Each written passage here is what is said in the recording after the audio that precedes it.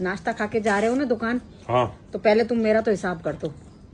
क्या हिसाब कर दूं? ठीक है, 2000 तो मैंने उस दिन दवाई वाले को दिए थे। हाँ 1500 नीरू की तनख्वाह। और अभी मैं मार्केट जा रही हूँ तो 2000 उसके भी दे दो, एक्स्ट्रा पड़े रहे 2000। ठीक है, और पेट्रोल डलवाऊंगी 2000 उसके भी दे दो।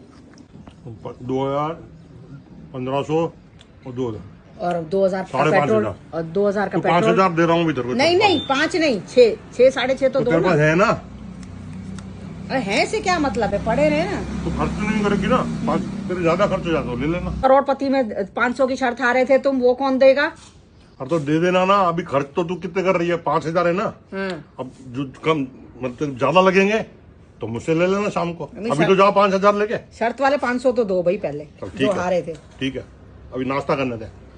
सामान तो सारा मैं ही लेके आता हूँ, सब पैसे मैं ही खर्चता हूँ। फिर शाम को आकर के क्या बोलती कि उसके पैसे, पेट्रोल भी मैं भरवा के आता हूँ। हर चीज तो मुझसे पहले ले लेती है। फिर उधारे कौन से और हार जीत के कौन से? ये तो आखिर हार जीत तो वैसे ही होती रहती है। तो लगाते क्यों हो शर्त? मत लगाओ ना शर्त, क्यों लगाते हो? तो ठीक है, तू पैसे ले लेना।